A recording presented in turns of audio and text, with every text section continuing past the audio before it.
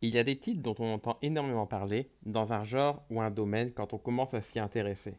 Et dans le cas des RPG, c'est bien le cas des Suikoden qui garde sa place de série pour connaisseurs, souvent à la traîne sur le plan technique. Elle est néanmoins réputée pour ses histoires, ses personnages et son gameplay plus riche qu'il n'y paraît. Suikoden 2, il se passe 3 ans après les événements du premier volet. L'Empire de la Lune écarlate n'est plus, et est devenu la République de Toran, avec Le Pan, personnage jouable du premier jeu, qui en a été élu président. Dans le jeu, des escarmouches frontalières étaient évoquées avec les cités-États de Joston et le Northern Checkpoint, faisant office de frontière, a donné lieu à une bataille mémorable. C'est précisément dans cette région que se passe le deuxième jeu. Nous sommes donc un peu plus au nord, et cette fois-ci, vous incarnez le fils adoptif de Genkaku, qui s'est engagé dans la brigade Licorne, donc celle des jeunes, de Highland, votre patrie. Un traité de paix a été signé avec les cités-États, et vous vous réjouissez avec votre meilleur ami Joey de pouvoir rentrer chez vous et de revoir Nanami, votre sœur adoptive. Malheureusement, une attaque a lieu dans la nuit, vous êtes contraint de fuir. Votre supérieur Rod vous explique que l'Alliance a attaqué le camp et donc rompu le traité de paix. Il vous ordonne de vous enfuir dans la forêt.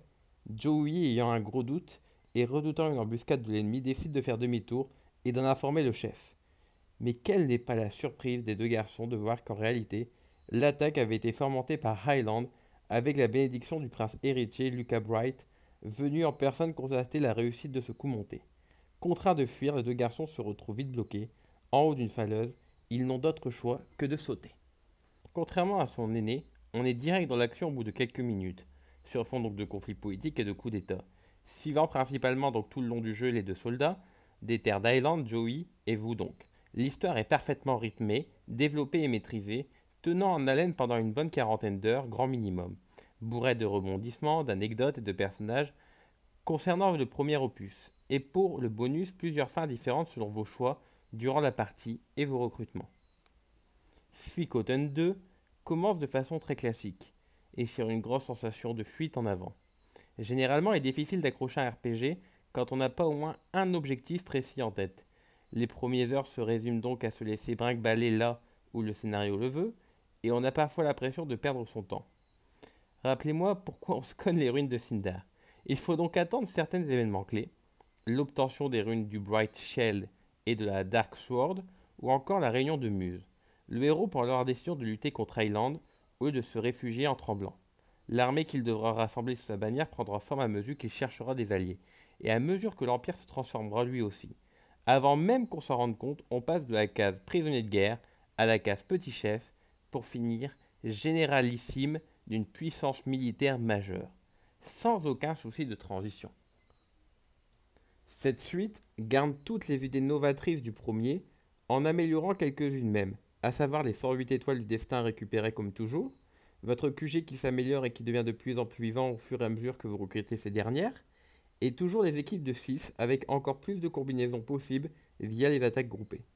Concernant le gameplay, justement, on pourra noter quelques améliorations. Les personnages jouables ont cette fois accès à 3 runes, pouvoir magique, au fur et à mesure que vous grimpez en niveau, ce qui rend le jeu bien plus stratégique, ce qui n'est pas un mal vu que la difficulté a été revue un peu à la hausse. Au début, il suffit de parler aux personnages pour qu'ils vous rejoignent, mais peu à peu des conditions plus ou moins variées sont imposées. Avoir un personnage dans l'équipe, avoir un certain niveau, forger son arme au maximum, offrir un objet, varier les personnages au combat et chercher de nouveaux units attack est également non négligeable. Et si vous ne trouvez pas un ou deux personnages qui vous plaît plus qu'un autre, c'est soit que vous êtes très difficile, soit que vous haïssez vraiment les JRPG au point de vous armer de mauvaise foi pour nier l'évidence. Les duels sont toujours aussi simples mais toujours aussi sympas. Et pour finir, les fameuses batailles épiques entre armées ont pris un réel intérêt, laissant le côté brouillon pour un basique tactical RPG très efficace. Par contre, l'encounter ratio n'est pas toujours parfait. Quand les développeurs comprendront-ils que 15 secondes entre deux combats sont un minimum vital pour nos petits nerfs? Sans être parfaitement détestable, le système de combat est en apparence un tour par tour ultra classique. Le principe à utiliser le plus est celui des unit attacks, qui sont vraiment au cœur du gameplay. Soit elles ont des effets intéressants, soit elles infligent des dégâts très élevés. L'usage des runs magie est à faire avec une extrême parcimonie. Il faut les garder pour les boss très forts et jouissant d'un nombre de HP colossal. Graphiquement, Konami a gardé sa bonne vieille 2D en améliorant le tout, beaucoup d'animations rajoutées rendant les personnages plus attachants, décors plus travaillés, etc. Des runs ayant des mini-cinématiques en 3D, je pense surtout à la rune Porte Bleue qui n'a aucun intérêt dans l'histoire mais qui a un excellent rendu visuel, ça peut paraître bizarre, et en ce qui concerne la bande son, à part peut-être Gothic Necklor, la région de Tinto et de trois autres passages, je n'ai pas trouvé l'OST transcendante. Néanmoins, elle demeure très correcte musicalement, bien construite et adaptée aux situations. C'est donc plutôt un bon point. En revanche, il faudra faire avec une ou deux pistes qui reviennent pour un oui ou pour un non dans les scènes dramatiques, ce qui nuit un peu à leur puissance sur la durée.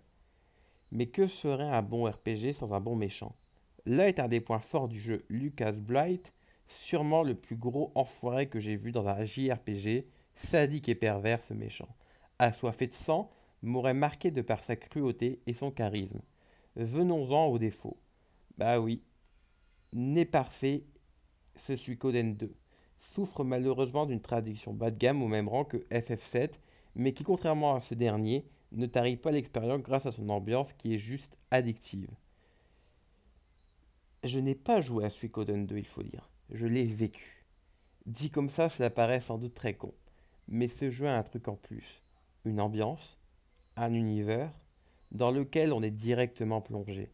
J'ai vraiment eu l'impression tout au long des 43 heures de ce jeu d'être Akenshi, chef de l'armée Abaddon, combattant le royaume de Highland aux côtés de Nanami, de Shu ou encore de Victor.